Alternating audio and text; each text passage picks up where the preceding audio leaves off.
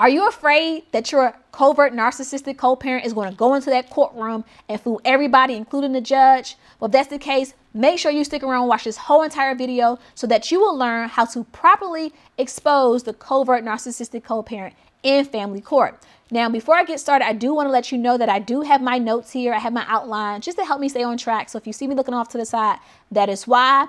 Now, before we begin talking about how to expose the covert narcissist in family court, I do want to make sure that I mention that you don't want to use the word covert narcissist in family court. There are reasons why you don't want to do that, but for the purposes of time, I won't get into that in this video. But just know that you don't want to use that word, and instead what you want to do is reveal their actions and show the judge, show the court who they are. Okay? So with that being said, these are some things that I want you to keep in mind.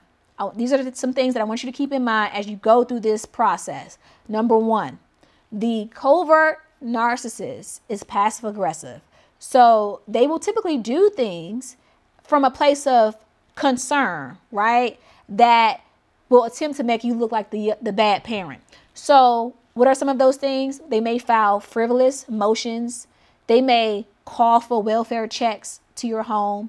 They may file for protective orders, false child abuse allegations from a place of concern. So just, don't worry about that, but just, I wanted to let you know that these are some things that I typically see in cases involving narcissists and overt and covert. So just keep that in mind, okay?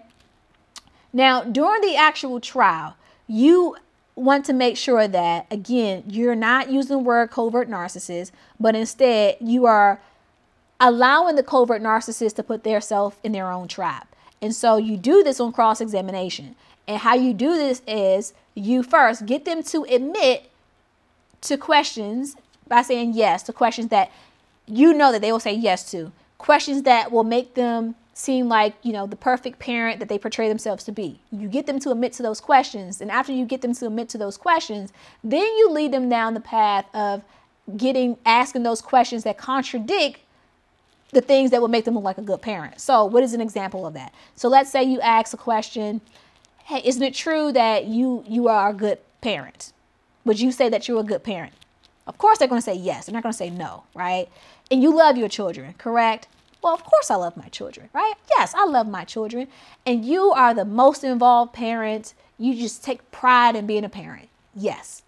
And then you get them to answer yes to those questions. And then you start asking questions that will contradict that. So say, for example, you have text message evidence that from that parent that says that they don't want to be involved because you took them for more child support. And so now all of a sudden they don't want to have their parenting time. They can't for whatever reason. So that's something that you can show to discredit them saying that, oh yeah, I love my children. I'm the best parent. I want to be involved. You may also have text messages where you reached out to them and you invited them to doctor's appointments or parent teacher conferences. And they never seemed that their response was, oh, I can't make it. I don't want to go, or you can handle it, but not really giving you any reason as to why they didn't want to go. So you can have that evidence to show the court, and the court can make their own inference that, wait a minute, this person says that they love their children, they're super involved, they're like parent of the year. However, this person just revealed the fact that they denied their parenting time out of rage from the parent getting more child support. They've also denied any request to be involved in any parent-teacher conference, any doctor's appointments. Also, we have evidence that shows that in the past 3 months, they missed their parenting time on at least 10 occasions without any justifiable explanation. We also have evidence to show that there were incidents involving where the parent was called to come pick up the children for whatever reason. And so all of those additional questions and evidence will be able to, again, contradict this facade, this image that they're trying to portray to the court, that they are a perfect parent. Okay. And so one of the things that I also want to note is that just know that the light will expose the darkness. I know how frustrating it can be, how overwhelming, how anxious it can feel to go to court against a narcissist, especially if that narcissist is represented and you are not represented and you feel overwhelmed, you feel defeated, you feel like you have no chance. Just know that the light will expose the darkness. And if you don't have a relationship with God, I would strongly encourage you to get a relationship with God and trust God and just pray to God and ask God to show you what you should offer to the court, connect you with people, maybe such as this video, that will help you, give you just some direction, give you some encouragement, give you some tips that will help you to defeat that narcissist in court. And so if that is you, I would ask for you to subscribe to the channel. Subscribe to the channel because I'm going to be posting more content that will help people, pro se litigants who are unrepresented, who don't have a lawyer, who can't afford to hire a lawyer, but yet they still have to go to court and they have to fight against a narcissist. And it can be very, very emotionally draining. It could be financially draining as well. And so I'm very, very passionate about this work. I'm very, very passionate about this work.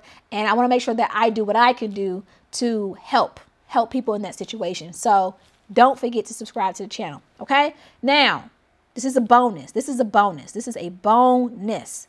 Don't trust the narcissist during the litigation process. Now, they may try to get you to meet up with them in person. They may try to make you feel like they want to get back with you. And they do this to manipulate you, to confuse you, and to just throw you off your guard emotionally so that they can further destroy you. So you just want to make sure that you are very wary of any request to meet up in person, any request to talk on a telephone. I would not recommend that. But just, be careful. Be careful, okay? And make sure that you keep copies of everything. Keep copies of everything. Get you a binder. You want to get a binder and you're going to have to organize everything as it relates to your family court case from start to finish. Okay. And if you are interested in seeing a video where I can help you or give some tips about creating a family law binder, please let me know down below in the comment section and I'll be happy to create that video.